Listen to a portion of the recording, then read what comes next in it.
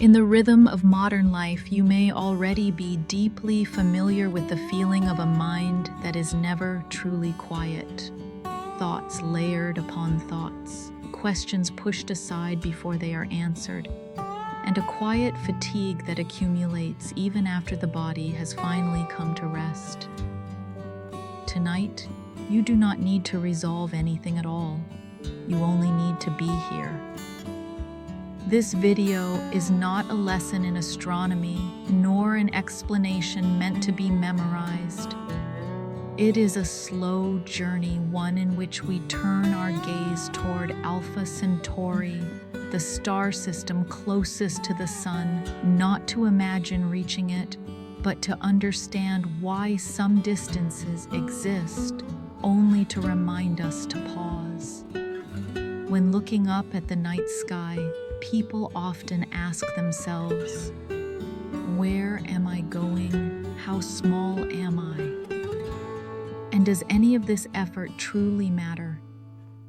Questions like these, which during the day may stir unease, can at night become a gentle hammock in which the mind is allowed to rest. As Marcus Aurelius once wrote, observe constantly that all things take place by change, and accustom yourself to consider that the nature of the universe loves nothing so much as to change the things which are, and to make new things like them. Within this quiet space, we will look together at a distance that cannot be crossed, and in doing so, come to realize that sometimes peace does not arise from going farther, but from understanding clearly where we are standing. And now let the light soften, let the breath slow, and let us begin. In everyday human thinking, closeness is a comforting idea. To be close means something can be reached. To be close means it is still within grasp. To be close means that if necessary, we only need to take a few more steps, try a little harder, and eventually arrive. And so when we hear that Alpha Centauri is the star system closest to the Sun, the mind almost automatically assigns it a sense of familiarity, as if it were a destination that can be imagined, visualized, even quietly hoped for. Then a single number appears, and that sense of reassurance begins to fracture. 7,000 years. Not 7,000 days. Not 7,000 hours. But 7,000 years if the fastest spacecraft humanity has ever built were to travel without stopping, without malfunction, without drifting off course, rushing endlessly through the darkness of space. That number is not only large, it carries another quality entirely. It lies beyond the lived experience of a human lifetime. It exceeds the reach of memory, of hope, of waiting. And in that moment, something very strange happens. Not out there in the universe, but within you. The mind, accustomed to measuring everything in schedules, goals, and outcomes, suddenly finds nothing to hold on to. 7,000 years is not a promise. It is not a failure either. It is simply a stark, indifferent distance, unconcerned with whether human beings live long enough to cross it or not. Perhaps that is precisely what makes Alpha Centauri special. Not because it is far, but because it is close enough to matter and yet distant enough to render us powerless. In our inner lives, we often encounter our own versions of Alpha Centauri. Things that feel very near peace, understanding a sense of belonging, or simply an evening that no longer feels heavy. We tell ourselves that with a little more effort, a little more insight, a little more control, we will reach them. Yet the further we move, the clearer it becomes that some distances do not operate by the logic of effort. Philosophy touched this feeling long ago. Marcus Aurelius, writing for himself, once reminded, "You have power over your mind, not outside events. Realize this and you will find strength. But to arrive at that realization, people often endure a long process, one in which they repeatedly collide with limits that cannot be overcome by will alone. Alpha Centauri, in its own way, becomes a cosmic mirror for this experience. It shows us that not everything close can be reached, and not every boundary exists to be conquered. Some boundaries exist simply to place human beings back in their proper position. When we understand that even the nearest star remains unreachable, an invisible pressure begins to dissolve. The pressure to go farther, the pressure to achieve more, the pressure to prove that everything lies within our control. In that moment, we may allow ourselves to breathe more slowly, as if the mind has finally been permitted to set down a burden it has carried for far too long. Friedrich Nietzsche once wrote in Human, All Too Human, "The demand to be understood is a sign of weakness." Perhaps this is not only true of people, but of the universe itself. The universe has no obligation to fit our expectations.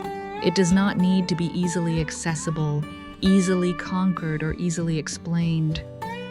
And when we accept this, a new space opens within the mind, a space that does not require immediate answers, a space where questions are allowed to exist without causing pain, a space quiet enough that we no longer have to push ourselves towards some imagined destination. Alpha Centauri remains there unmoved, neither closer nor farther because of human thought. And this gentle indifference of the universe carries a strange healing power. It reminds us that being unable to reach something does not equal failure. Sometimes it is simply an invitation to stop. Carl Jung once wrote in Memories, Dreams, Reflections, "One does not become enlightened by imagining figures of light, but by making the darkness conscious." The distance between us and Alpha Centauri is a form of that darkness. Not a frightening darkness, but the darkness of limitation, of impossibility. And when we dare to look directly at it, not to erase it, but to acknowledge it, another kind of light appears: humility, calm acceptance, and a deeper sense of relief. At night, as you lie still and allow your thoughts to slow, the image of a star that is right there, yet unreachable, may become an unexpected anchor. It whispers that you do not need to solve everything right now. You do not need to reach the end of every question. You do not need to cross every distance. Some things exist only to be seen from afar. Some journeys are not meant for the feet, but for contemplation. And on some nights, the kindest thing we can do for ourselves is to admit that today being here is enough. Alpha Centauri is still there.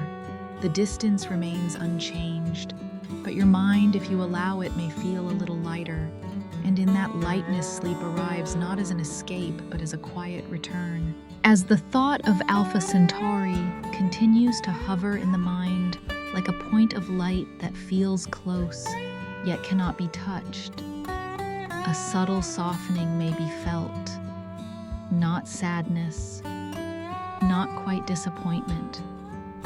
It is more like the moment when the mind realizes that some distances are not measured by effort, but by spans of time that extend beyond a human life. And it is precisely within that quiet pause that the history of humankind begins to appear in a very different way. Try to imagine this when the first stones of the Great Pyramid of Giza were laid. People believed they were creating something eternal. These structures were built to challenge time itself, to endure across generations, as an assertion that human traces would not easily vanish. And yet, if at that very moment someone had launched a vessel toward Alpha Centauri, traveling at the fastest speed modern humanity has ever achieved today, that vessel would still not have arrived. it would still be drifting silently through the cold darkness between the stars. Writing was born. The earliest symbols were carved into clay stone and animal hide, opening the door to humanity's collective memory. People began to believe they had surpassed fragility, that knowledge could be transmitted, accumulated, and extended across thousands of years. But even the entire history of writing, from the most ancient inscriptions to the screen before your eyes, is only a blink compared to a journey between stars. The Roman Empire rose and fell. Stone roads were built to last forever. Law, philosophy, architecture, all were once regarded as solid foundations of Western civilization. And yet the entire arc of that world, with all its ambition and splendor, is still far shorter than the time required to reach the nearest star beyond the sun. Then in the modern age, Voyager departed Earth, a human-made object carrying simple messages about our species racing beyond the solar system into interstellar space. It stands as a symbol of our longing to leave the cradle behind. And still, even Voyager, after decades of uninterrupted flight, has covered only a tiny fraction of that distance. When these milestones are placed side by side, a gentle sense of discomfort arises. Not because history becomes meaningless, but because it becomes fragile. Everything we once considered long-lasting, grand, and enduring suddenly compresses into thin slices within the vast current of cosmic time. Perhaps this is why humans often avoid contemplating the true scale of space. Because when human history becomes so small, the self begins to tremble. And when the self trembles, we are forced to face a deeper question. If everything is so brief, then what truly holds meaning in the gay science? Friedrich Nietzsche once wrote, "The thought of suicide is a great consolation. By means of it, one gets through many a dark night, not as an encouragement toward despair, but as a way of pointing out that looking directly at limits, even at the very edge, can sometimes be liberating. When we recognize our smallness within history and the universe, an invisible burden may fall away. We no longer have to carry the responsibility of being large enough." Stoic philosophy touched this feeling very early on. Marcus Aurelius in Meditations wrote, "Consider how swiftly all things are dissolved and resolved, the bodies themselves into the universe, and the memory of them into time." Seen this way, history is no longer a race to prolong one's mark, but a continuous flow in which all things arrive and depart without needing to be held. And when we place human history beside an interstellar journey, we may begin to view it with gentler eyes, not to diminish what has happened, but to stop demanding that it be eternal. The pyramids do not need to last forever to have meaning. Writing does not need to extend into infinity to be worthy. Voyager does not need to arrive for its journey to matter. In the stillness of the night, as you listen to these reflections, you may notice something very soft emerging. If human history is this small, then your personal worries do not need to carry the weight of permanence either. Mistakes, regrets, unfinished things, all of them exist within the same fragile proportion. Carl Jung once wrote in Modern Man in Search of a Soul, "Man cannot stand a meaningless life, but meaning does not necessarily come from grandeur stretched across millennia. Sometimes it arises from allowing oneself to live fully within a very small moment of a very vast history." And it is here that the thread of thought from Alpha Centauri becomes complete. That star, though unreachable, has placed human history at its proper scale. Not too high to create illusion, not too low to invite despair, just enough to release us from the urge to become something larger than time allows.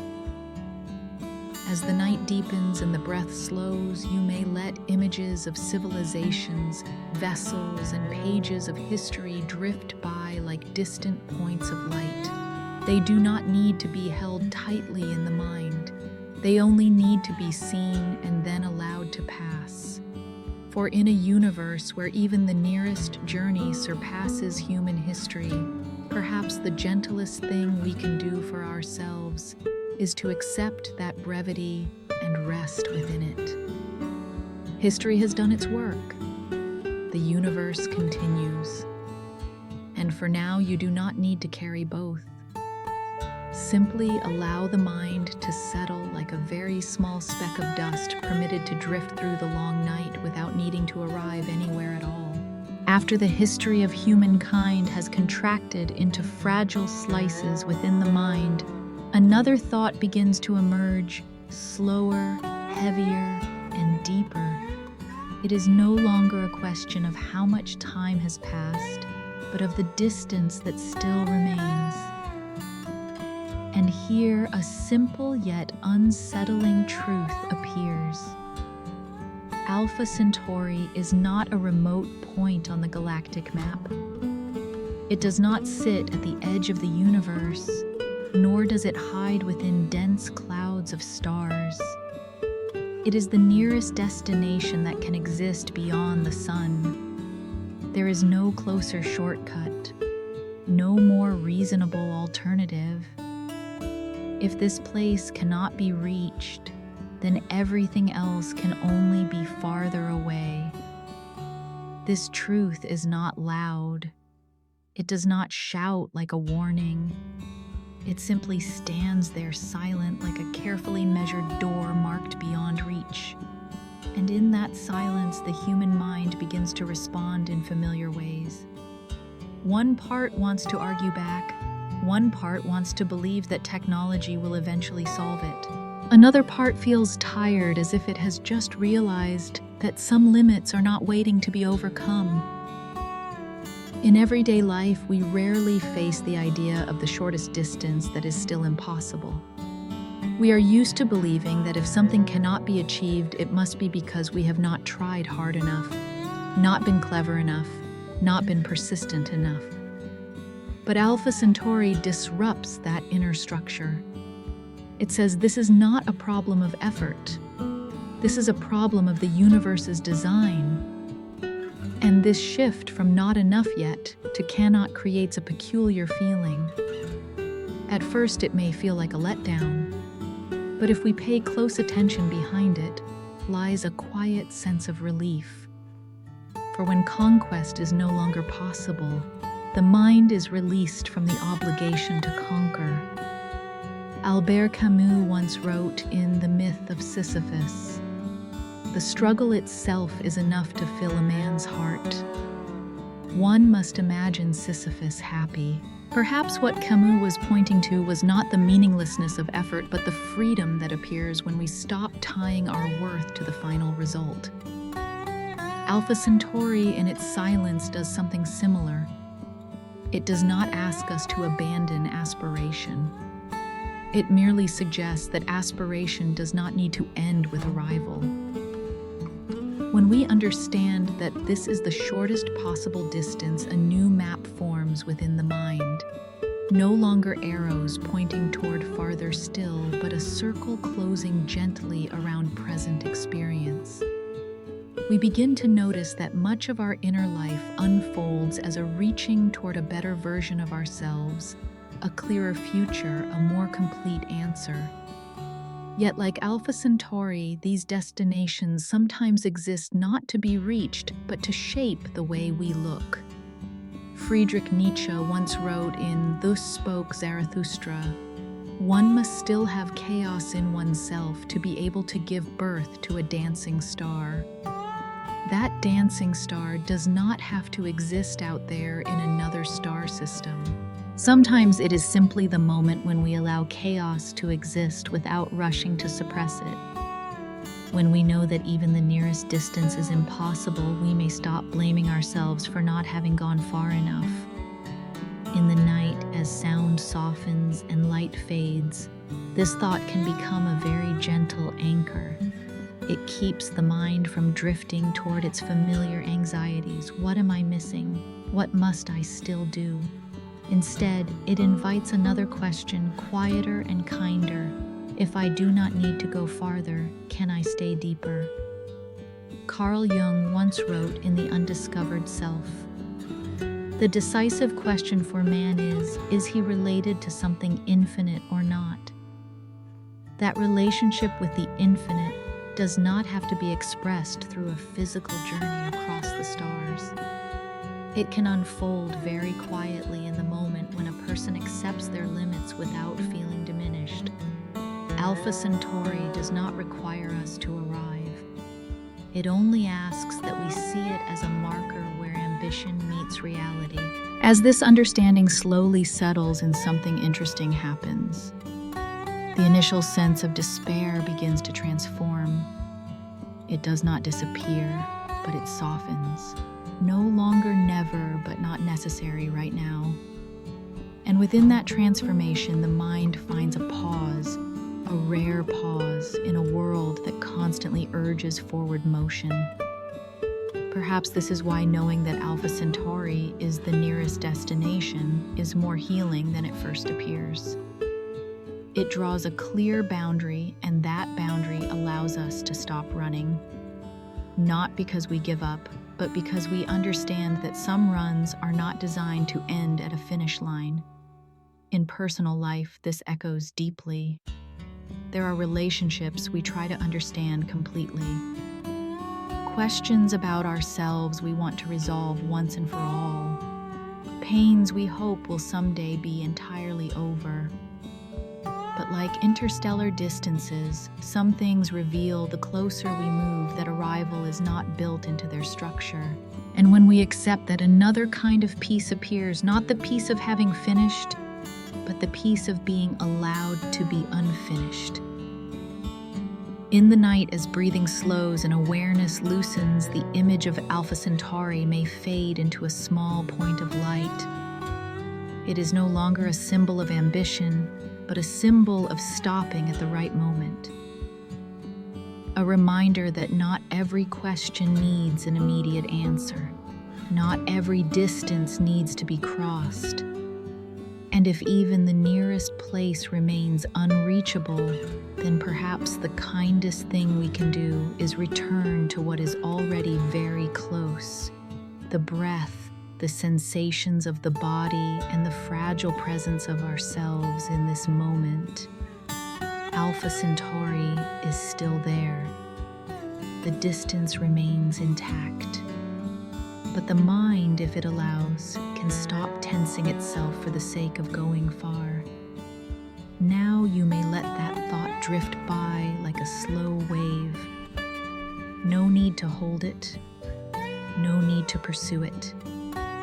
Just let it complete the work it came to do. And when it dissolves, what remains may simply be stillness deep enough for rest, wide enough that you do not need to go anywhere at all. After the mind has touched the feeling of impossibility, after realizing that even the nearest distance cannot be crossed, a very subtle movement begins to take place. The tension of arriving fades. The pressure to prove something before the universe loosens. In its place arises a slower, gentler attention turning toward the way things simply exist. And it is here that Alpha Centauri gradually reveals its true nature. It is not a solitary star suspended in space like a lone point of light.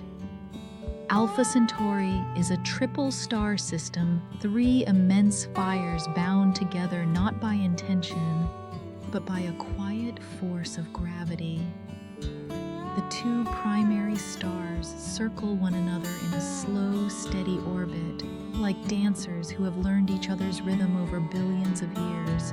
The 3rd star, smaller and more distant, joins the dance quietly, not close enough to collide, not far enough to drift away. What is striking is not the complexity of the system, but its stability. These three stars have maintained their delicate gravitational relationship for longer than the entire history of life on Earth.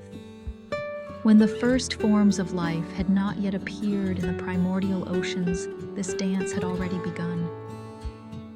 When dinosaurs ruled the land and then vanished, it continued.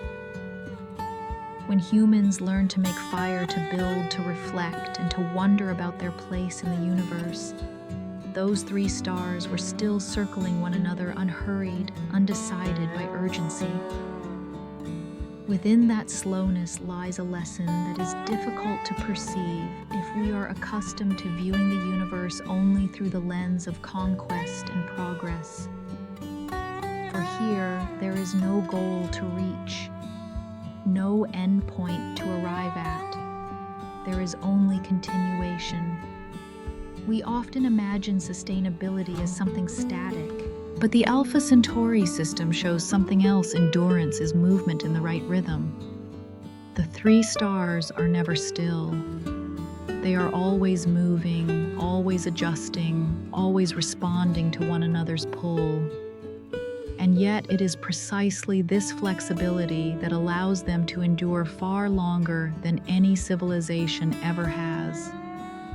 In our inner lives, we rarely allow ourselves to move in this way.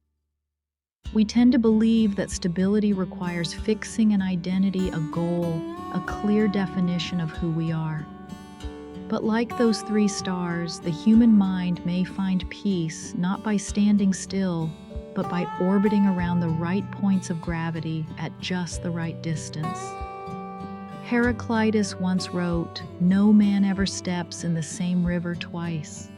The river changes, the person changes, and it is this continuous change that allows anything to endure." Alpha Centauri, in its quiet dance, is such a cosmic river, always moving, yet never losing its overall form. When we look at those three stars from Earth, they appear as a single point of light. The naked eye cannot distinguish the complexity within. And perhaps this is also how we often see ourselves. From the outside, a person appears as one unified being. But within, there are many parts in orbit: reason, emotion, memory, fear, hope. If these parts move too close, they collide and create chaos. If they drift too far apart, they separate and create emptiness. Peace may lie in a distance gentle enough for each part to exist without canceling the others. Carl Jung once wrote in The Structure and Dynamics of the Psyche, "The psyche is a self-regulating system that maintains its equilibrium just as the body does. That self-regulation is not a fixed destination, but a continuous process, much like the way the three stars of Alpha Centauri hold one another in orbit for billions of years." As this thought slowly spreads through the mind, the pace of the inner narration begins to soften. The large questions of how far to go or what must be achieved fall quiet. In their place arises a gentle curiosity. How can one endure without exhaustion? How can one keep moving without breaking one's own structure? Alpha Centauri does not answer these questions with words. It simply exists as living evidence that some systems do not need to accelerate in order to survive. Some connections do not need to tighten in order to last, and some dances require no audience to continue. In the night, as you lie still and allow awareness to loosen, the image of the three stars may become very soft. No longer scientific data, but a rhythm. A rhythm reminding you that you do not need to gather everything into a single answer. You may allow the different parts of yourself to orbit one another slowly in acceptance. Marcus Aurelius once wrote in Meditations, "Nowhere you can go is more peaceful, more free of interruptions than your own soul."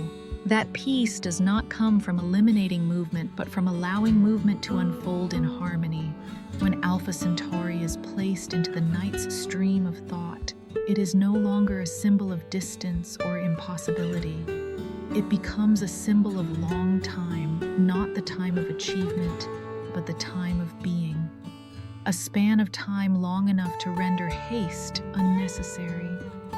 And within that time, perhaps the gentlest thing we can do is relearn how to move like those three stars, not rushing, not standing still, simply orbiting the things that truly keep us within our own gravitational path.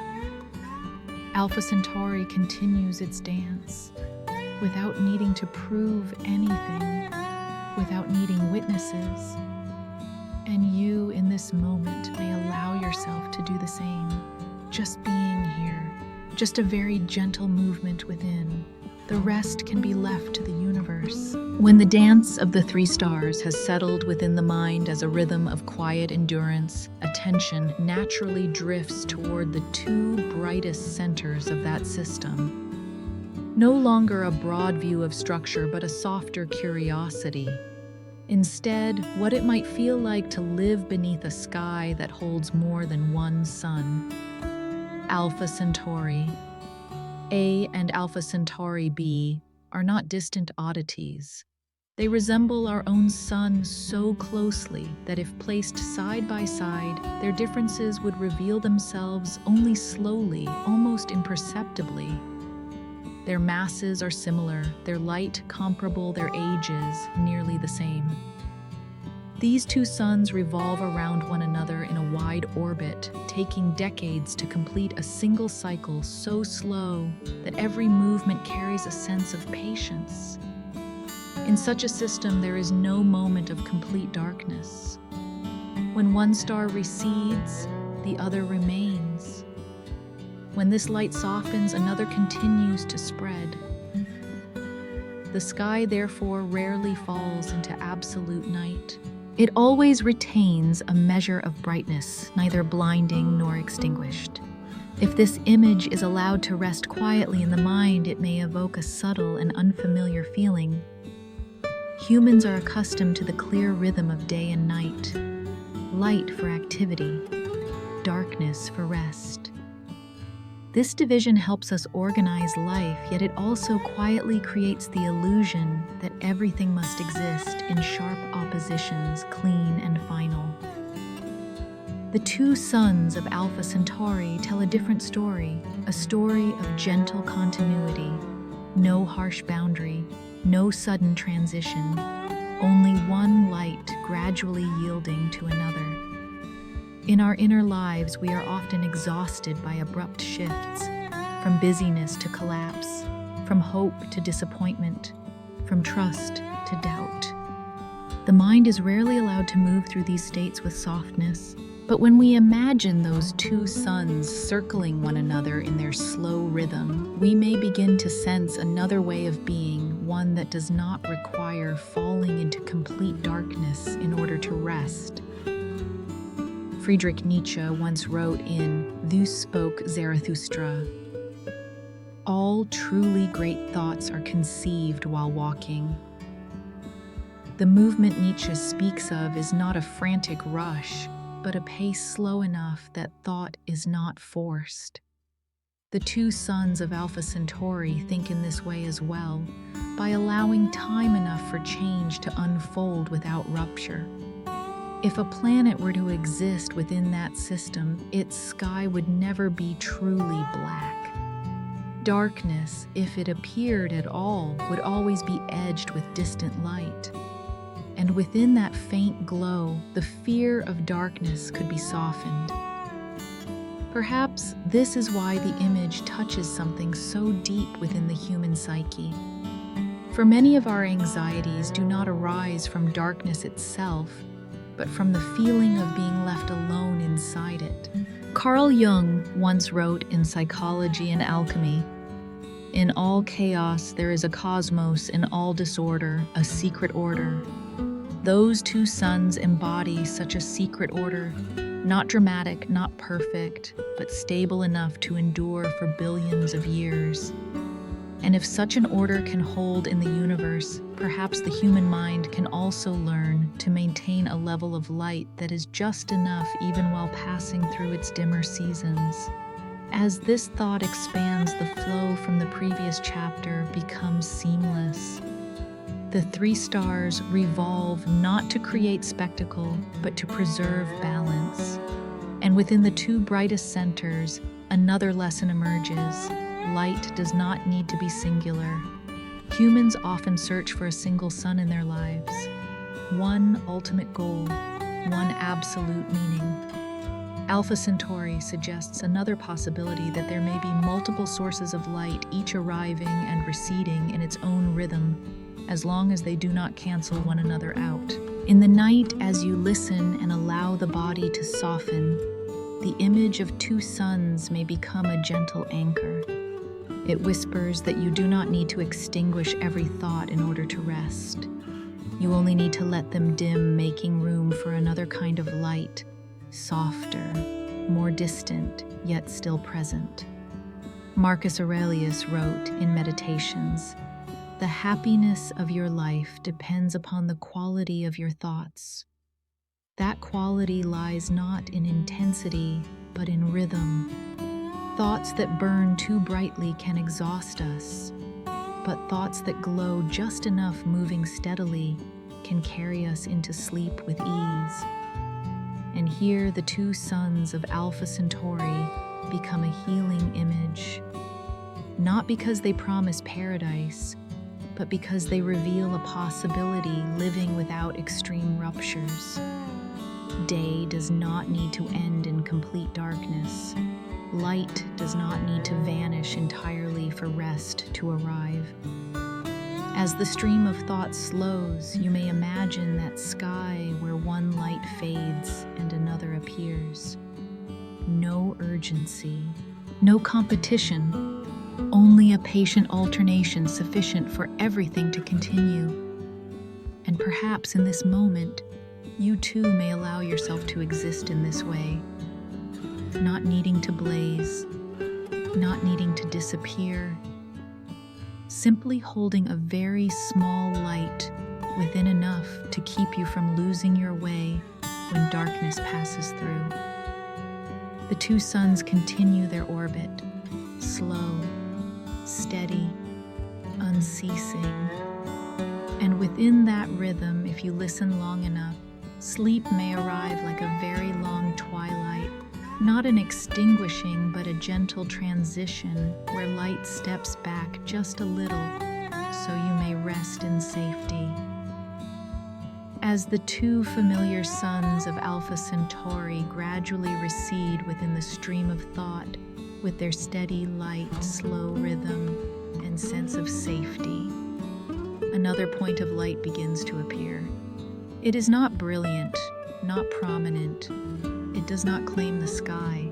In fact, if you were standing on Earth and looking up with the naked eye, you would never see it. And yet that faint point of light is the star closest to us, Proxima Centauri. Its name says everything. Proxima, the nearest, not the largest, not the brightest, not the most similar to the sun, simply the closest. In a universe where everything is often measured by scale and intensity, Proxima Centauri is a remarkably modest presence. It is a red dwarf far smaller than the sun, emitting a weak light enough to exist, but not enough to impress.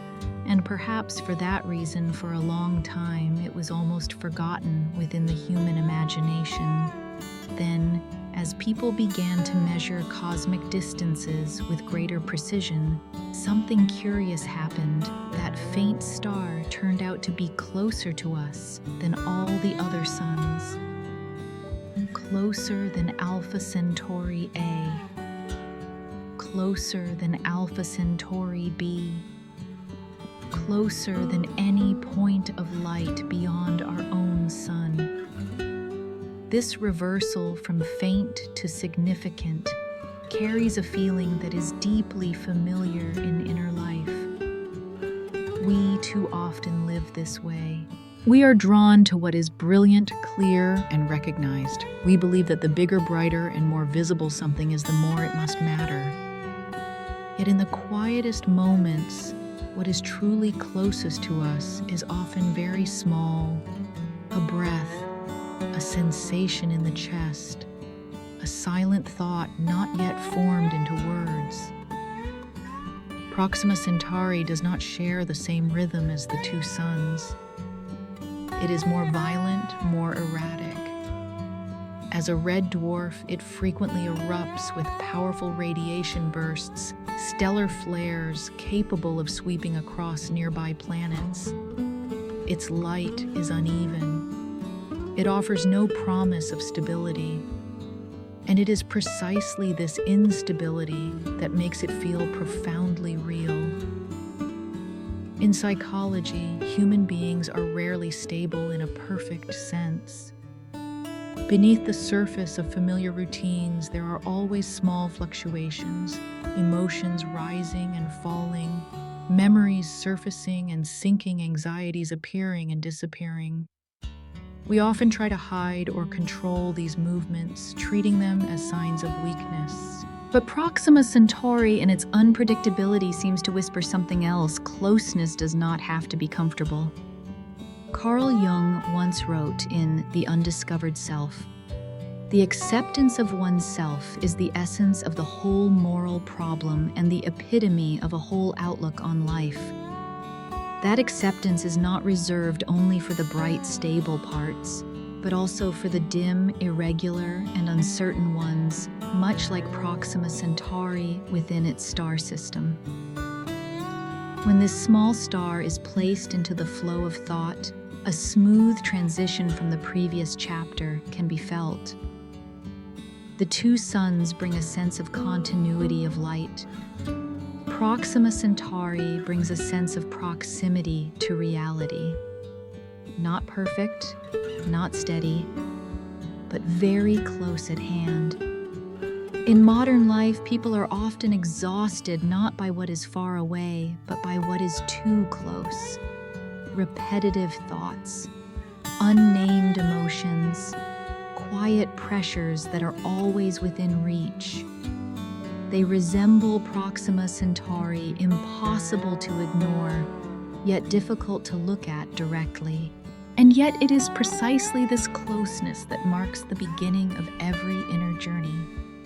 We cannot understand the universe from a point too distant, nor can we understand ourselves if we are always chasing goals on the horizon.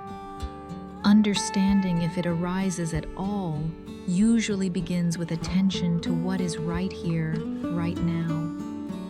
Friedrich Nietzsche once wrote in Ecce Homo, become who you are. The phrase sounds grand, but perhaps it does not begin with great leaps. It begins with returning to what is nearest: small thoughts, deeply human reactions, very real fluctuations. Proxima Centauri does not invite us to admire it. It invites us simply to notice. At night, as you lie still and allow the breath to slow, the thought of a small yet nearest star can become a gentle image. It does not overwhelm. It does not demand astronomical knowledge. It merely suggests a soft question: what is closest to you right now? Perhaps it is a mild ache in the body. Perhaps a half-formed thought. Perhaps the fatigue you have been carrying all day. And like Proxima Centauri, these things do not need to be brilliant to matter. They only need to be seen. Marcus Aurelius once wrote in Meditations, "Do not wander from your own soul." The wandering he cautioned against was not geographic, but a drifting away from what is present within oneself. Proxima Centauri, in its modest position, reminds us of the value of being close to reality, close to feeling close to the moment as it passes. As the stream of thought continues to slow, that small star no longer feels like a scientific fact. It becomes a very gentle symbol of the things we often overlook: because they are too small, too faint, too familiar. And yet those very things are where the mind can touch ground. And perhaps in a universe so vast it can feel overwhelming knowing that the nearest star is a small one carries a quiet comfort. It tells us that we do not need to be large, brilliant, or perfect to be counted. Sometimes simply being close, truly close, is enough. Proxima Centauri is still there, not brightening itself to be noticed, not drifting away to disappear. And in this moment, you too may allow yourself to exist in the same way. No need to perform, no need to explain, just being a little closer to yourself. The rest can wait until tomorrow. After the small yet closest star has settled into the stream of thought, as a quiet point of grounding, another idea begins to surface, no longer about the star itself, but about what moves around it.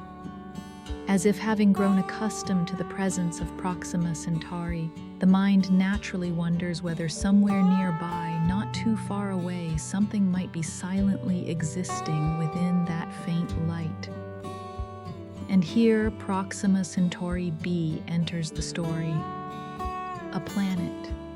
Not in imagination, but in data, in measurement, in the tiniest fluctuations of light and gravity. Its mass is close to that of Earth. Not large enough to become a gas giant. Not so small as to be merely a frozen rock. It orbits its parent star at an extremely close distance, completing a full revolution in just a few days.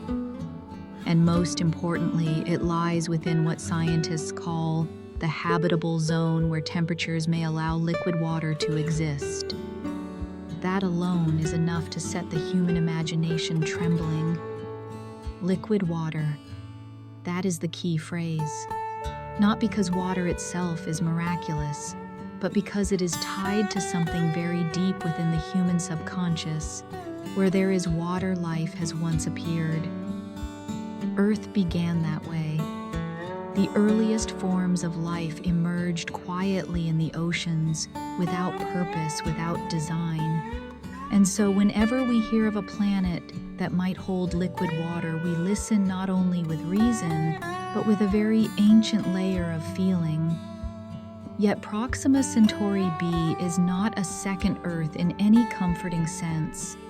Its orbit is too close to its star. It receives intense radiation. It is likely tidally locked, one hemisphere forever facing the star in unending light, the other remaining in perpetual darkness. A world without the day-night cycle we know, without familiar rhythms of waking and rest, without a gentle sunset to signal transition. And it is here that the current of thought becomes more subtle. In inner life, humans also search for such habitable zones, ideal conditions, circumstances just right enough to think if I were here, I could be okay. But reality rarely arrives in balanced form. More often, it is tilted harsh on one side, lacking on the other. And still, we must live within such worlds, imperfect, asymmetrical, yet real. Proxima Centauri b pose a very quiet question. What does life need to begin, and what does it need to continue? Is water and temperature enough, or does it also require rhythm, stability, and necessary darkness in which to rest? Philosophy has long touched questions like these, though in different forms. In Being and Nothingness, Jean-Paul Sartre wrote, "Life begins on the other side of despair. Perhaps a habitable zone does not have to be ideal, but simply a place where existence can still unfold even when conditions are not kind." Seen this way, Proxima Centauri b is no longer just an object of study. It becomes a gentle metaphor for human life itself. We do not live in perfect worlds. We live in short orbits under nearby pressures within uneven fields of light and shadow. And yet we persist, we adapt. And sometimes we give rise to moments of vivid aliveness. The flow from the previous chapter remains unbroken. Proxima Centauri is what is closest. Proxima Centauri b is what is most nearly possible. Not a promise, not a destination, just a fragile possibility suspended between scientific data and deeply human hope. Carl Jung once wrote in Man and His Symbols, "The creation of something new is not accomplished by the intellect, but by the play instinct acting from inner necessity." Perhaps life, if it ever emerged on Proxima Centauri b, did not begin as an achievement, but as a quiet play of matter and energy, a silent experiment of the universe. At night, as you listen and allow the mind to drift more slowly, the image of the closest planet beyond the solar system may bring a strange calm. It does not excite.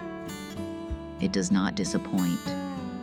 It simply exists as an open question, and that openness itself carries a healing quality. For in a world that constantly demands clear answers, being allowed to rest beside an unanswered question is a rare gift. You do not need to know whether Proxima Centauri b hosts life. It is enough to know that the universe is still experimenting, still opening possibilities, even in places that are closest and hardest to reach. Marcus Aurelius once wrote in Meditations, "Everything we hear is an opinion, not a fact. Everything we see is a perspective, not the truth." Proxima Centauri b is such a perspective, a vision, a very small slice of a much larger reality. As the stream of thought continues to settle, the planet slowly steps away from the center. It no longer needs to hold your attention. It has completed its task, reminding you that even within short orbits and harsh conditions, existence can still be imagined. And perhaps this reflects something very near you. Do not need to wait for everything to be perfect in order to rest.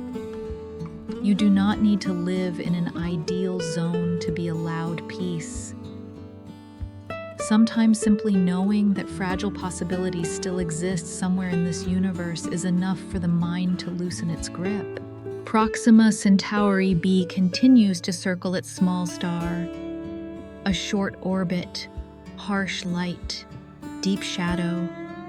And you in this moment may allow yourself to do something far simpler.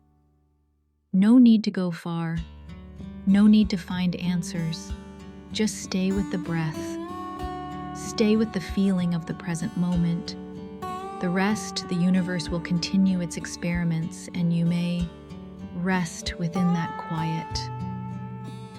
As the thought of a planet that might hold liquid water has just begun to settle, another layer of reality slowly comes into view, no longer about possibility, but about lived conditions. As if the universe gently tilts the light, allowing us to see more clearly how that world truly functions. And there, Proxima Centauri b is no longer a gentle prospect, but a world that never sleeps. A planet that always turns one face toward its star. Not by choice, not by error, but by gravity, persistent, steady, and uncompromising. This phenomenon is called tidal locking, when a celestial body is held in a fixed rotation, leaving one half forever immersed in light and the other forever in darkness. No dawn to awaken it, no sunset to signal rest, only an endless day and an endless night. Such a world, when placed beside Earth, sounds unimaginably harsh. And yet when we look more closely, the image touches something deeply familiar in modern human life. a world that does not sleep, light always present, streams of information never ceasing, a mind rarely allowed to fully power down. In today's rhythm, many people live in a state much like tidal locking, always turning the same face toward familiar pressures: work, responsibility, expectation. One part of consciousness is constantly over-illuminated, while the other, the part that needs to rest to soften, is pushed into prolonged shadow. Proxima Centauri b also endures intense radiation from its star. As an active red dwarf, Proxima Centauri frequently unleashes stellar flares, surges of energy powerful enough to sweep across its nearby planet. Any atmosphere, if it exists, would be continually tested. Any surface, if present, would never truly be at ease. And yet the planet remains. It does not vanish. It does not break apart. It simply endures in the most neutral sense of the word. In psychology, we are often taught to seek balance, but we are rarely taught how to live within prolonged imbalance. And yet so many people do exactly that every day. Nights without real sleep, days without true wakefulness, a suspended state where the light is not healing enough and the darkness not deep enough to rest. Friedrich Nietzsche once wrote in Beyond Good and Evil, "He who fights with monsters should look to it that he himself does not become a monster." Perhaps the monster here is not only an external force, but a state of mind exposed to light for too long, where the boundaries between day and night, between doing and resting, between being alive and being exhausted, begin to dissolve. The flow from the previous chapter continues naturally. From a planet that might hold liquid water, we arrive at a deeper question: can a world that never sleeps sustain life?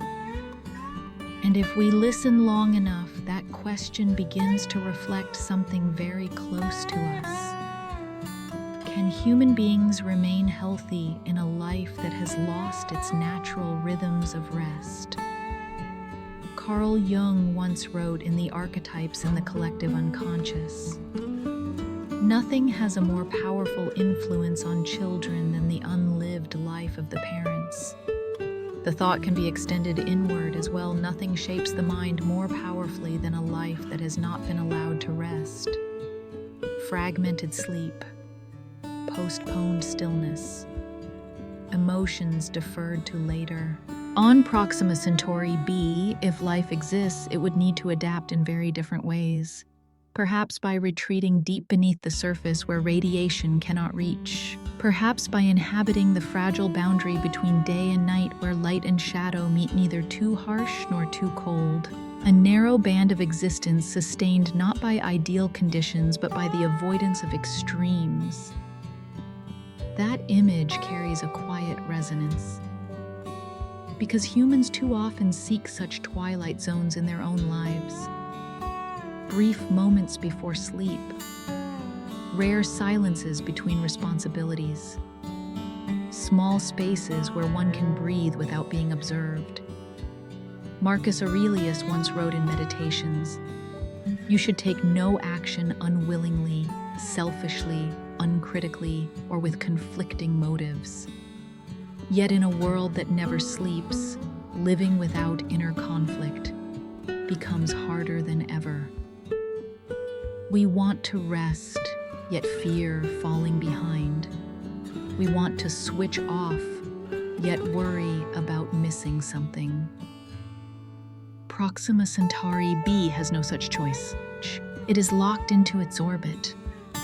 But human beings are different. And it is precisely this difference that opens a gentle path toward healing. We can choose to create night for ourselves even while the world outside remains bright. As you listen to these words in the dark, you may also be living in your own sleepless world. Perhaps the mind is still lit with thoughts, images, questions not yet released.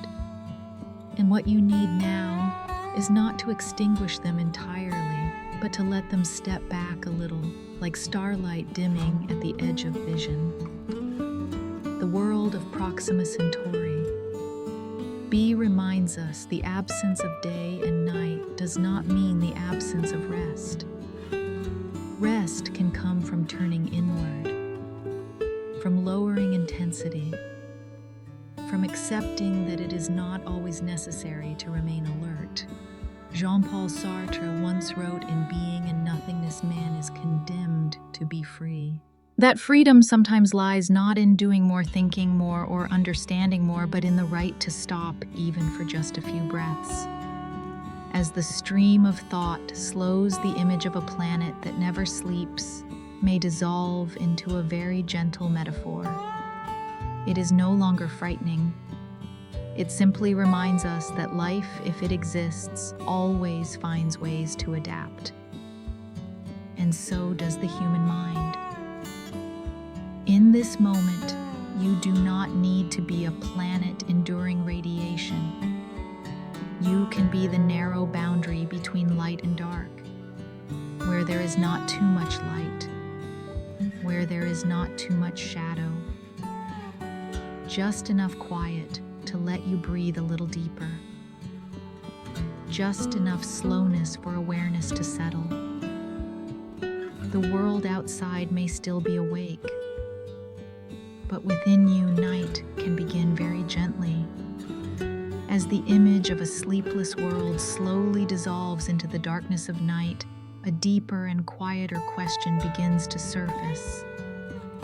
It no longer revolves around light or shadow radiation or orbit. It touches something more fundamental: life itself. Not life as a scientific definition, but as a fragile possibility always standing between two shores, adaptation or disappearance. On Proxima Centauri b, if life ever emerged, it would not have been welcomed by gentle conditions. There would be no stable seasons, no familiar cycle of day and night, no kind and protective atmosphere. If it exists, that life would likely have retreated deep underground where radiation cannot reach, or hidden within oceans where water might soften the storms of energy from its parent star, or persisted along the fragile boundary between light and darkness, a very narrow band where temperatures are just sufficient to avoid freezing, yet not so intense as to evaporate everything away. These scenarios may sound distant and alien, but if we listen closely, we may realize they are not entirely foreign to human experience. For many of us live in similar ways, not on the surface, not fully exposed to the harsh light of expectation, but withdrawn into small, contained spaces where we can breathe without having to prove anything. Life on Earth, when viewed in retrospect, did not begin in ideal places either. It did not emerge in sunlit fields or beneath clear skies. It began in dark, deep oceans under immense pressure, where sunlight never reached. And it was in that darkness that life learned how to persist, then spread and eventually transform an entire planet. This leads to a very quiet question. Does life require perfect conditions, or only conditions sufficient to avoid extinction? Philosophy has long approached this threshold. In Thus Spoke Zarathustra, Friedrich Nietzsche wrote, "What does not kill me makes me stronger." This line is often understood harshly, as though suffering were always necessary. But read more slowly. Another meaning emerges. Not everything makes us stronger. Only what does not exceed our capacity to endure. Life does not need maximum challenge. It needs challenge that is just enough to continue. On Proxima Centauri b, that just enough may look very different from Earth. And it is precisely this difference that makes the question so compelling. If life can adapt to such severe conditions, then is Earth with its gentle atmosphere, abundant water, and protective magnetic field a rare exception? Or simply one among many ways life can exist? When we place this question into the night, it does not ask to be answered. It was not born to reach a final conclusion. It exists to widen our sense of possibility that life, like human existence, may take many forms. Not all alike, not all easily recognized. Carl Jung once wrote in Psychological Types, "The shoe that fits one person pinches another. There is no recipe for living that suits all cases. Life is the same. There is no single formula for existence. Some forms of life require light. Others require darkness. Some appear only when conditions are difficult enough for everything else to disappear." The flow from the previous chapter remains intact. From a world that never sleeps, we arrive at another question: can life learn to sleep in different ways? Not sleep as humans do, but sleep beneath the surface. Sleep within rock, within water, within structures the naked eye will never see. And when this thought turns inward, it becomes very close. There are periods in life when we cannot live on the surface. We cannot open ourselves fully, cannot radiate outward, cannot be wholly present. We need to retreat inward. We need to exist at a minimal level, not to grow, but simply not to disappear. Jean-Paul Sartre wrote in Existentialism is a Humanism. Man is nothing else but what he makes of himself. Yet perhaps before making anything at all, a person must first remain.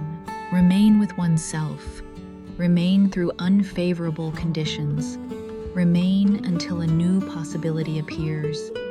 Seen this way, the question adapt or disappear loses its threatening edge. It becomes a gentle reminder that existence does not always need to be radiant. Sometimes existing only needs to be quiet enough not to be extinguished. Marcus Aurelius wrote in Meditations, "Nature does nothing uselessly. If life exists in harsh places, perhaps it is not a meaningless accident, but a way the universe experiments with different forms of endurance. And human beings, with all their fragility, are part of that experiment too." As the night deepens, you may let this question drift past without holding it. Can life exist underground? In oceans under radiation? Perhaps, or perhaps not. Either way, the question has already done its work, softening the boundary between possible and impossible, between allowed and forbidden. And in that softening, a small comfort appears. If life can exist under conditions we once believed impossible, then perhaps you too can endure periods you once felt were too much. You do not need to adapt perfectly. You do not need to become the best version of yourself. You only need to remain just a little longer. Proxima Centauri b continues to circle its small star. Radiation continues to arrive. Light and darkness continue to stretch on. And life, if it exists, likely does not resist all of this. It simply finds a way to continue. In this moment, you may do the same. No need to answer, no need to decide, just soften. Let the breath drift. Let awareness settle. Because sometimes not disappearing is already a form of strength. After passing through the question of life, of adaptation or disappearance, the stream of thought naturally drifts into an even deeper layer. No longer about any particular form of life, no longer about a single planet or a single star. This time, what comes into view is emptiness. Not emptiness as an abstract idea, but emptiness as a real physical presence, the vast expanse that occupies most of the universe we live within. If the universe were scaled down to a size the human mind could grasp, the first thing to unsettle us would not be the stars, but their absence. Stars would become extremely small, almost invisible. Planets would vanish entirely. And what would remain stretching between those rare points of light would be immense distances, silent, still containing nothing at all. Most of the universe is nothing. If this idea is allowed to settle slowly, it may evoke a peculiar sensation.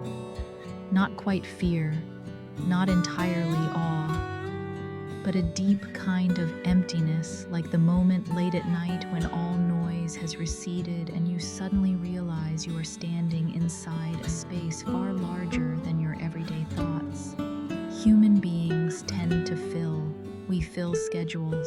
We fill the mind. We fill silence with sound, with information, with constant movement. But the universe does not do this. It does not rush to fill itself.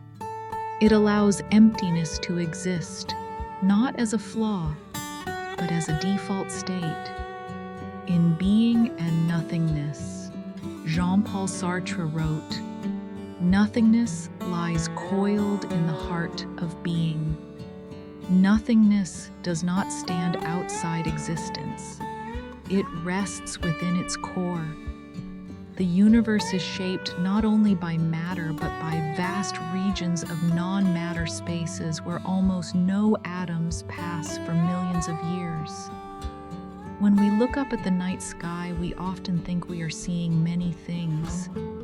In truth, we are looking through enormous stretches of emptiness to glimpse a few rare points of light. The light from Alpha Centauri had to cross more than 4 light-years of near-total void to reach your eyes. No escort, no scenery, no events, only a long, silent journey. And within that silence, a gentle question arises. If most of the universe is empty, why are we so afraid of emptiness within ourselves?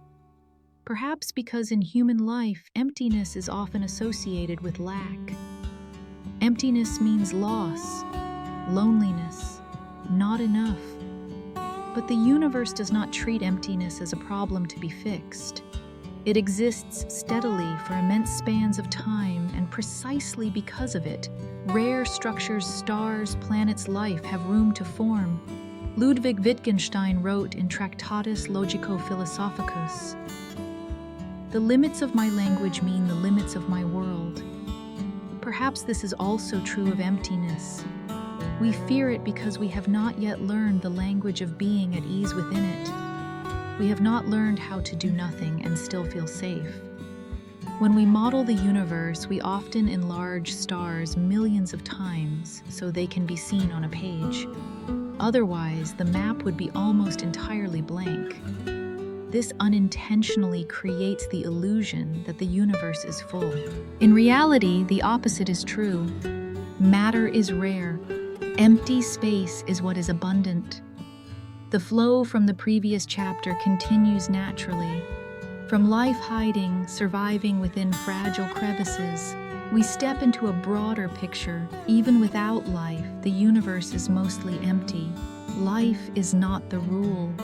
It is a rare exception, like a single note sounding within a composition made largely of silence. And perhaps this is not meant to discourage us, but to soften us. For if the universe can exist for billions of years in a state that is mostly nothing, then perhaps the empty spaces in human life do not need to be filled in haste. There are periods with no achievements, no clear progress, no answers, and that does not necessarily mean failure. Marcus Aurelius wrote in Meditations, "Nowhere you can go is more peaceful, more free of interruptions than your own soul." But to reach that place, we sometimes must pass through emptiness. an inner space not decorated with goals or plans, just the bare presence of awareness, like the space between stars. As you listen to these words at night, you may notice a very small emptiness too, between two breaths, between two thoughts. Do not rush to fill it. Do not question it. Do not demand that it be useful. Allow it to exist just as the universe has allowed its own empty spaces to exist. For it is because there is emptiness that light has room to travel. Because there is silence, sound can have meaning. Because there are open spaces in life, truly new moments can appear. The universe is not full, and human beings do not need to be full either. As awareness gradually settles, you may let this image remain very small, very distant stars, and between them an ocean of quiet space. Not frightening, not threatening, just vast, deep, and still. Within that stillness, nothing is asked of you. No need to become anyone. No need to understand anything. Just to be there, as the universe has been there for a very long time. After lingering for a long time within the emptiness between the stars, where most of the universe contains nothing but silence, another awareness slowly begins to surface. It comes gently, heavily, without any noise. This awareness no longer carries a poetic tone. It takes the shape of a limit. Not a limit imposed by human beings. Not because we are not intelligent enough. Not because technology has not advanced far enough. But a limit carved directly into the very structure of the universe. Interstellar travel is nearly impossible, not because we lack willpower, but because the universe itself is built in a way that makes such travel extraordinarily difficult. The speed of light is not merely a number, it is a boundary, a line that no object with mass is permitted to cross. Not because of prohibition, but because space and time themselves are woven this way. Light may travel freely, everything else may not. When humans imagine star-crossing vessels, we often think of stronger engines, better fuel, lighter materials. Yet the problem does not lie in propulsion, it lies in energy. To accelerate an object with mass toward the speed of light, the required energy does not increase. Linearly, it increases with the square of velocity. The closer one approaches that boundary, the more the energy demand grows toward infinity. The universe does not say no. It simply quietly says the cost will keep rising. And at a certain point, that cost exceeds anything the human mind can truly imagine. The rocket equation, technical as it may sound, hides within it a deeply human paradox. To carry fuel, one must carry more fuel. To accelerate the mass of that fuel, even more fuel is required. And so every attempt to go farther adds weight to itself. Not because of flawed design, but because this is how motion is allowed to exist in this universe. In A Brief History of Time, Stephen Hawking wrote, "The laws of science do not forbid machines from matching or exceeding human intelligence, but they do set limits on how fast they can operate." In the same way, physical laws do not forbid interstellar travel, but they impose limits that render it almost impossible on a human scale. The flow from the previous chapter therefore remains unbroken. From vast emptiness, we arrive at the realization that it is not only distance that is immense, but the ability to cross that distance is limited at the deepest level. Space is not merely wide, it is also rigid. It has structure, and that structure does not easily bend.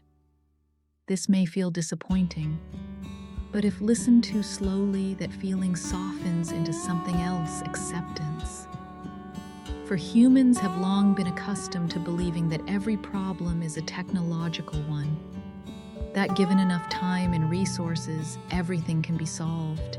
But the universe reminds us that some limits exist not to be broken, but to shape the way we live. Immanuel Kant wrote in Critique of Pure Reason, "Reason has insight only into that which it produces after a plan of its own." Human beings may understand, measure, and model the universe, but that does not mean we can rearrange it according to our wishes. And when applied to inner life, this insight becomes very close. There are limits in life that do not arise because we have not tried hard enough, not because we lack discipline, motivation, or resolve, but because circumstances, structures, and conditions are already set this way. There are distances that cannot be shortened by running faster. There are dreams that cannot be reached simply by burning more energy. Recognizing this is not surrender. It is a form of maturity. Albert Camus wrote in The Myth of Sisyphus, "The struggle itself toward the heights is enough to fill a man's heart." Not because the summit is easy to reach, but because knowing how high the mountain truly is allows us to choose how or whether to climb with clarity. The near impossibility of interstellar travel is not a tragedy. It is a quiet whisper that the universe was not born to serve the ambition of movement, but to invite observation, understanding, and patience. We may never reach Alpha Centauri, but we can understand it. We may never touch the stars, but their light still reaches us. And perhaps that is already a form of meeting. As the night deepens, you do not need to resolve this question.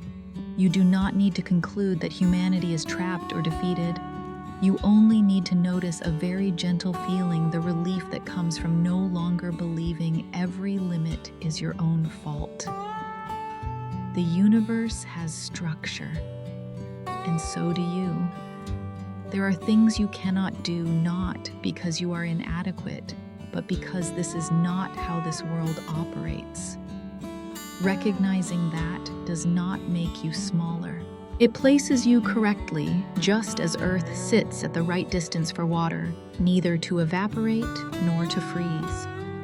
In understanding why interstellar travel is nearly impossible, we do not only understand the universe, we learn a very quiet lesson about limits, about energy, and about the fact that not every direction needs to be taken. And within that understanding, there is a deep kind of rest.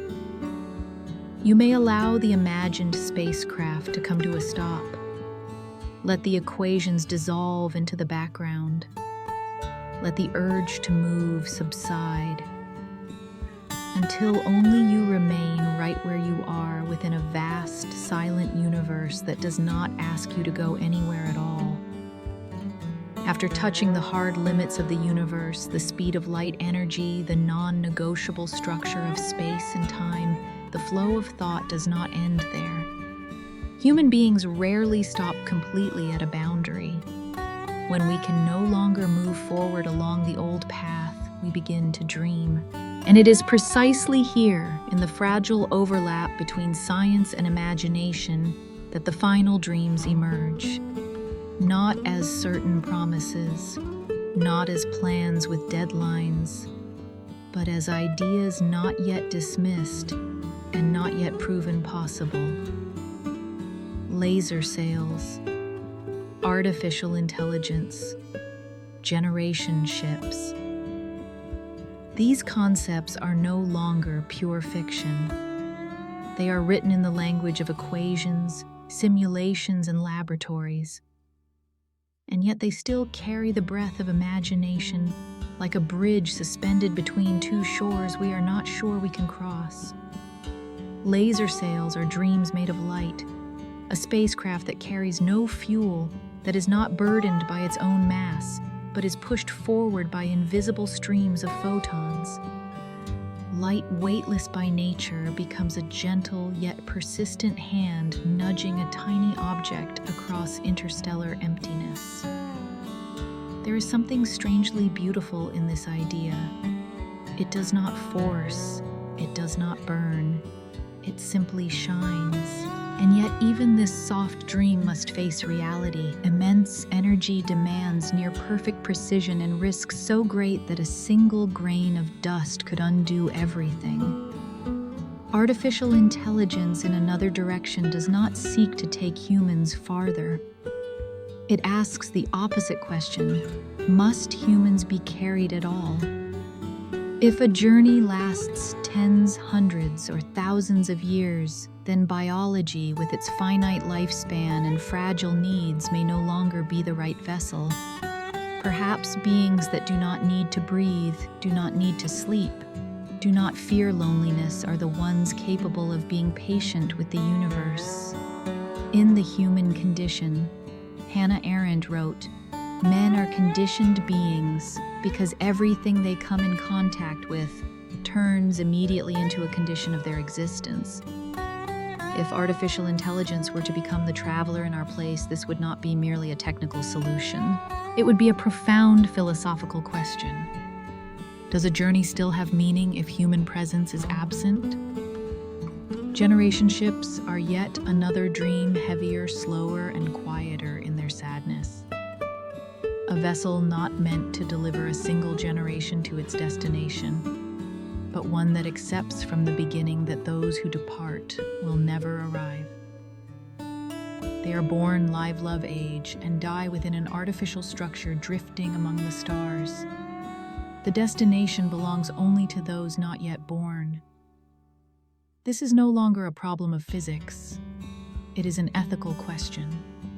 A question of consent, of the meaning of living a life whose purpose lies beyond personal experience. Albert Camus wrote in The Rebel, "A man is a rebel only when he refuses to be what he is." Would a society born aboard a generation ship see itself as rebellious, or simply as human beings accepting circumstance as destiny? The flow from the previous chapter remains unbroken. When we realize that the universe imposes limits that are nearly impossible to cross, humanity does not immediately surrender. We shift from action to imagination, from engineering to philosophy, from the question, how do we go, to the question, who goes and why? These dreams are not clear. They are dim. They are slow. And perhaps for that very reason, they belong to the night. For in inner life, human beings also live by unfinished dreams.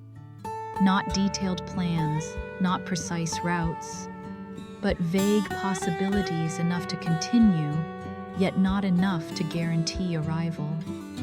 There are periods in life when we are no longer certain we will reach anything. We only know that we are still moving alongside an idea, a feeling, a very thin hope. And strangely, that is enough to keep us alive. Soren Kierkegaard wrote in The Sickness Unto Death, "Hope is a passion for the possible." These final dreams are precisely that, a passion for what might be, however fragile, however distant. Laser sails may never be deployed at scale. Artificial intelligence may never become an independent explorer.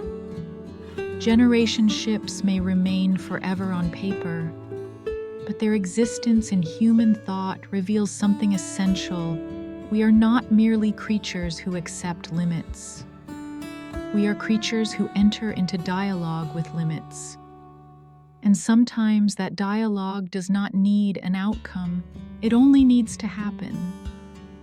As you listen to these words in the night, you may also be carrying a dream without a clear shape, something you are not sure you can achieve, a path without a map, a possibility not yet confirmed.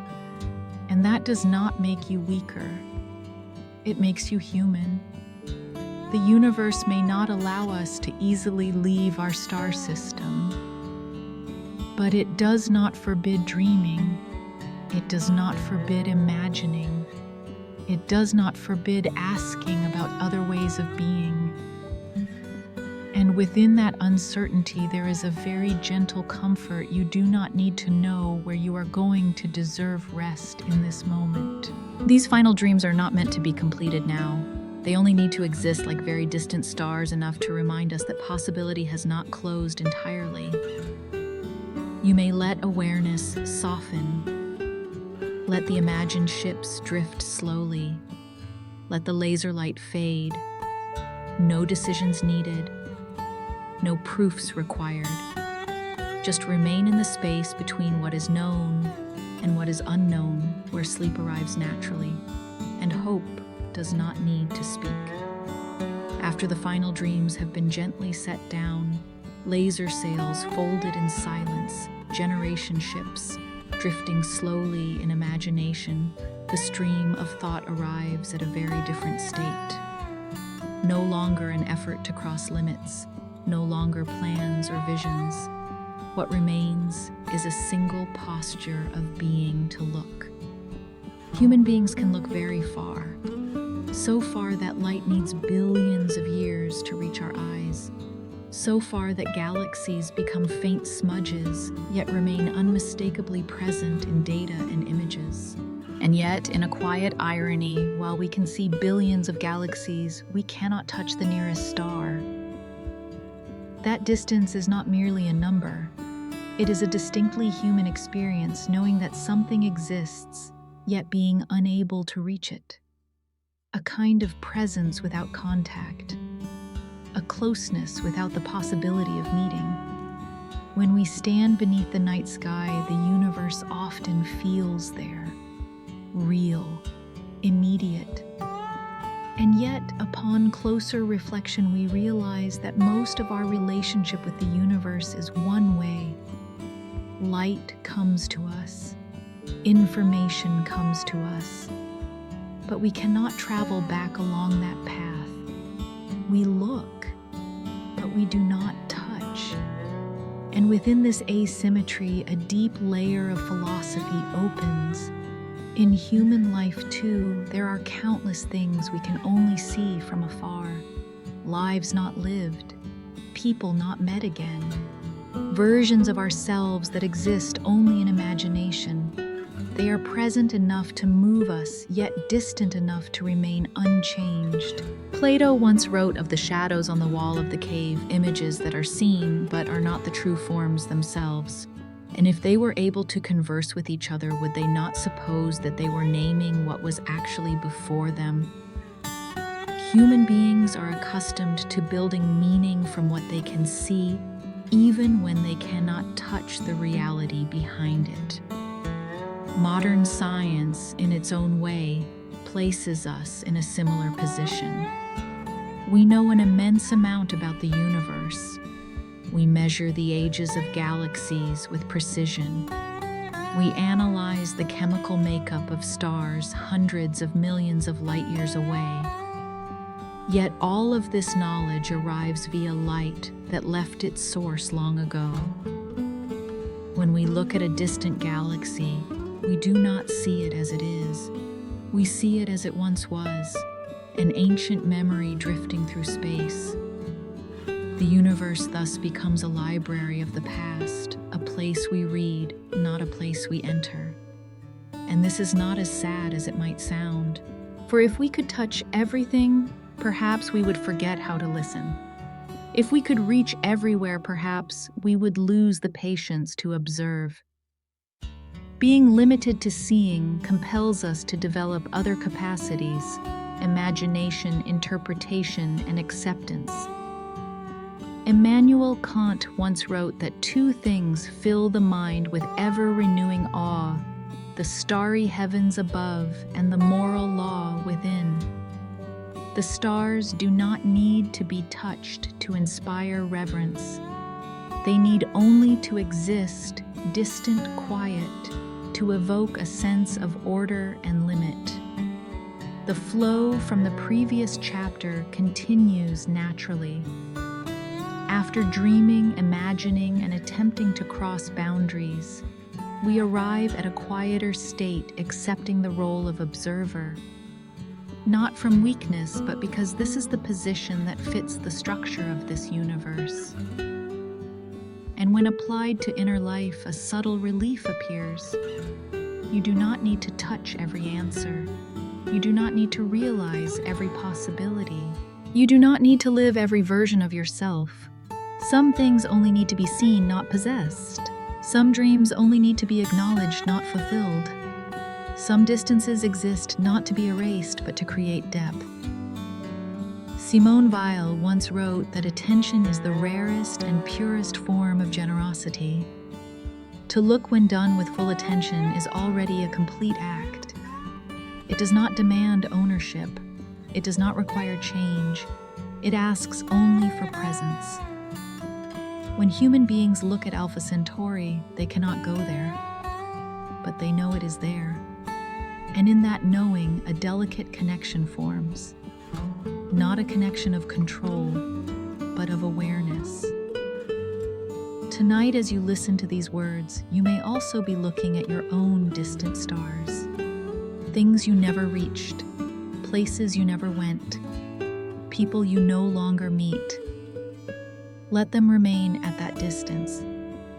Do not pull them closer. Do not force yourself to act upon them. Just look and breathe.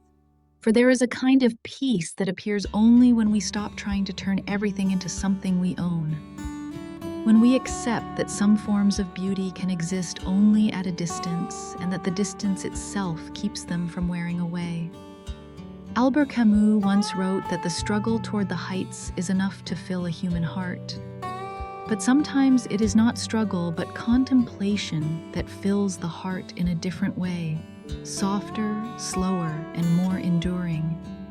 We can see billions of galaxies, and we cannot reach the nearest star. These two truths do not contradict each other, they complete one another.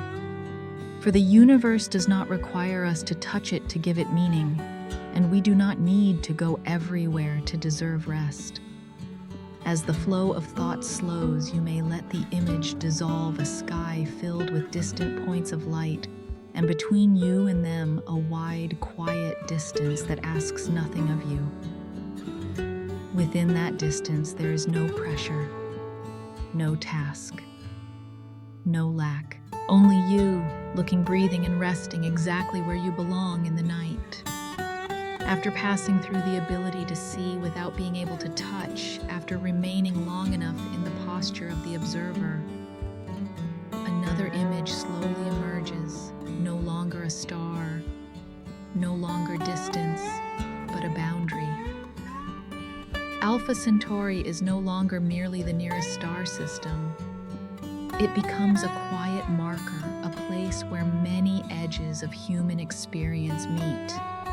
A boundary not drawn by lines, no signs, no explicit warnings, only a subtle sense that beyond this point everything changes in nature. Alpha Centauri lies precisely there between knowledge and action. Humanity knows a great deal about it. We know its distance composition motion, the history of its light. Yet this knowledge does not lead to corresponding action. We cannot go. We cannot intervene. We cannot experience it directly. Knowledge stops at a threshold that action cannot cross. And this is not unfamiliar in inner life. There are things we understand very clearly.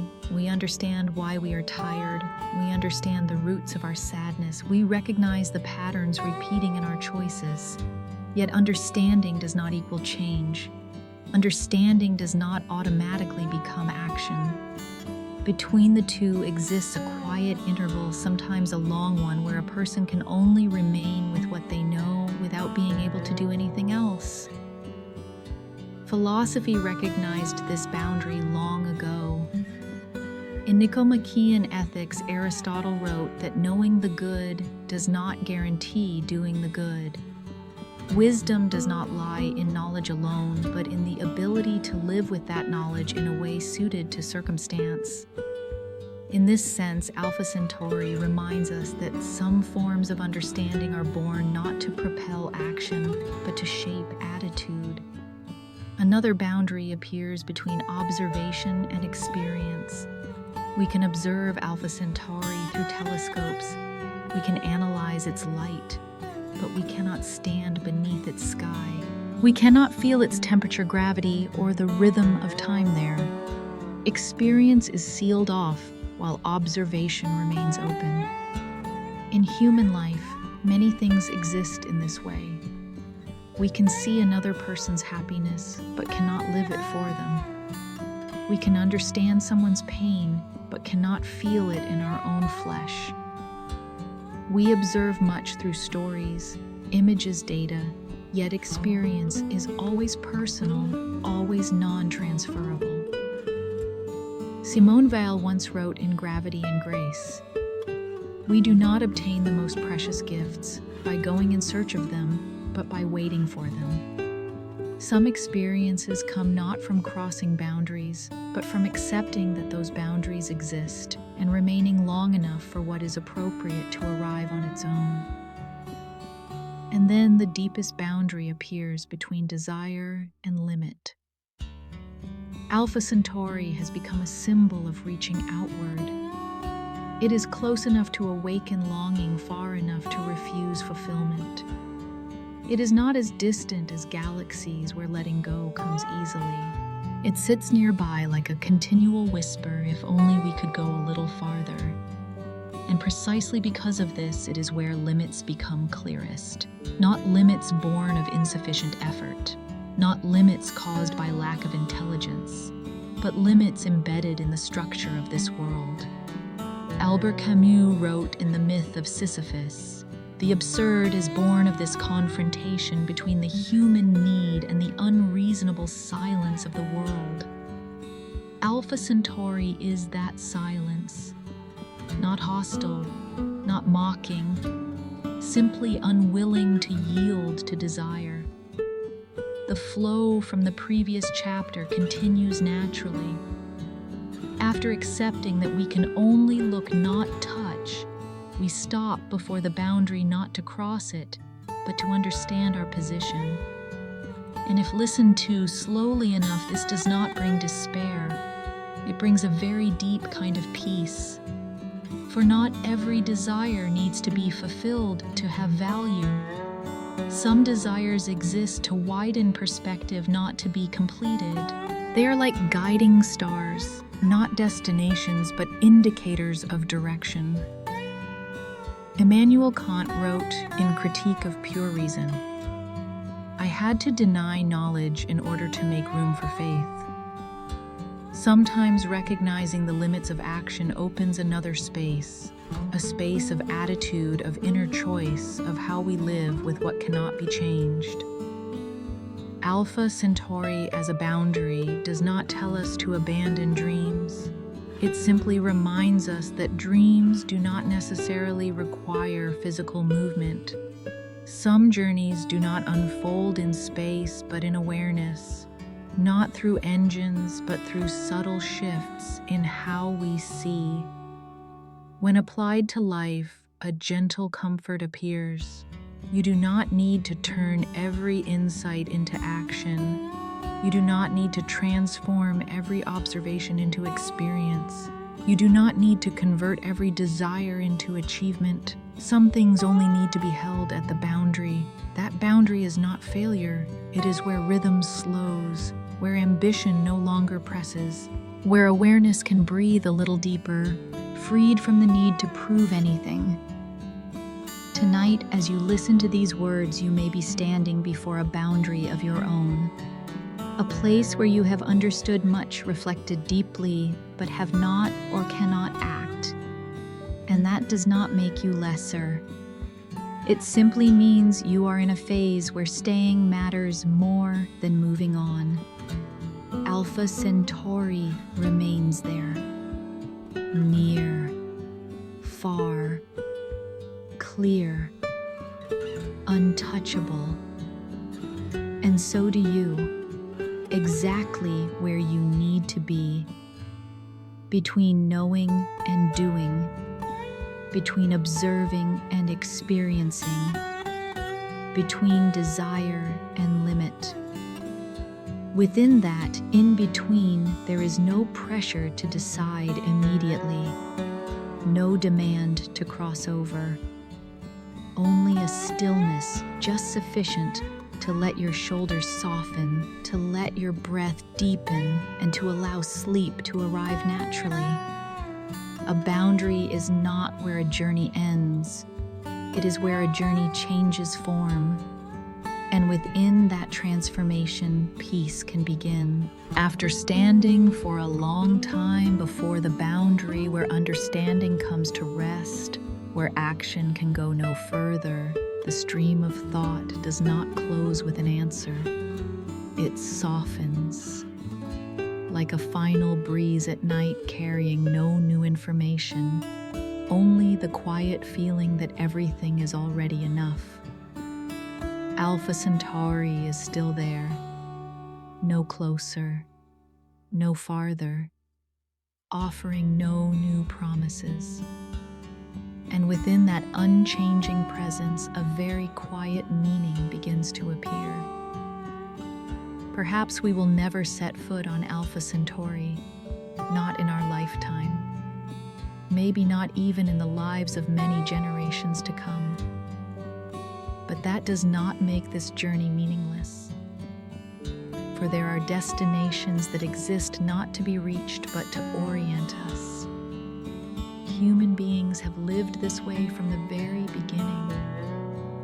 Before science, before maps or equations, we looked up at the sky. Not to go there, but to know where we are. The stars never carried us away from Earth. They helped us remain on Earth with greater order. Alpha Centauri in this story does something similar. It does not open a physical path. It opens an inner axis. When we turn toward it, we are forced to face distance limitation and a time scale that does not belong to us. And in that confrontation, the way we see everything closer to us begins to change. When we accept that there are places we cannot reach, we begin to cherish more deeply the place where we stand.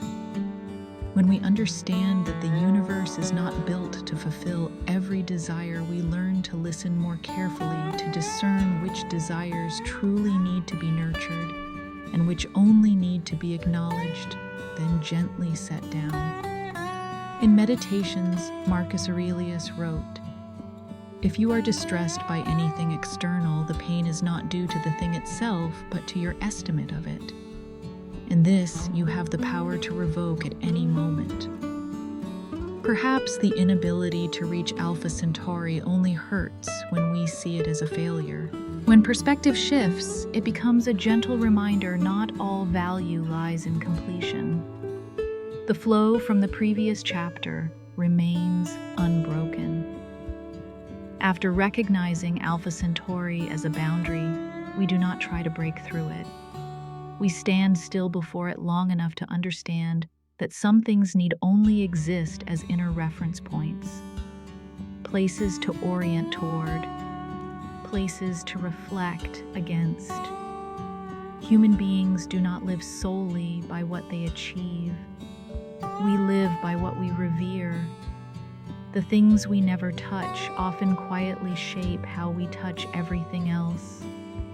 A star we cannot reach changes how we look at Earth. A distance we cannot cross teaches us to be gentler with ourselves. Albert Camus wrote in The Myth of Sisyphus, "The struggle itself toward the heights is enough to fill a man's heart, but at the end of this journey we can read that sentence more slowly. Not as violent struggle, but as orientation, turning toward something larger than ourselves, even knowing we will never merge with it. Some transformations require no action, no movement, no conquest, only a shift of gaze. When we turn toward Alpha Centauri, we learn patience with time. We learn that not everything needs to unfold within a single lifetime. We learn to live with questions that have no immediate answers. And in a world that constantly demands quick results, this becomes a very deep form of healing. Soren Kierkegaard wrote in Concluding Unscientific Postscript, "Life is not a problem to be solved, but a reality to be experienced." Perhaps not being able to reach Alpha Centauri is simply part of that reality, not a problem to fix, but a context in which we experience ourselves. Tonight, as you listen to these words, you may be carrying your own Alpha Centauri, a dream you are not sure will come true, a path you do not know where it leads, a version of yourself that feels very close yet remains untouchable. You do not need to erase it. You also do not need to chase it to exhaustion. Simply allow it to exist like a distant point of light, near enough to orient you, but not so close that it becomes pressure. Simone Weil wrote in Waiting for God, "Absolutely unmixed attention is prayer. When looking requires no result, it becomes a form of pure attention. No possession, no urgency, just full presence with what is." Alpha Centauri does not need us to arrive. It only needs to be looked toward. And in that simple act, human beings are changed, not because we go farther, but because we learn to live more deeply where we already stand. As this journey closes, you do not need to carry knowledge with you. No need to remember numbers. No need to hold onto images of ships, equations, or vast distances. Alpha Centauri is still there, vast, silent, unchanged by whether we have seen it or never seen it at all, just like the world inside you. Not everything needs to be fully understood for you to be at peace. Not every desire needs to be fulfilled to hold meaning. Some things exist simply to be oriented toward, and that orientation alone is enough to soothe. If a few thoughts are still drifting through your mind, let them drift. If a few unnamed feelings remain, let them stay. No need to adjust, no need to conclude. Now is the moment you can let yourself descend like light from a very distant star that left its source long ago but only now has reached you. And in that moment, without going anywhere at all, you are still allowed to rest.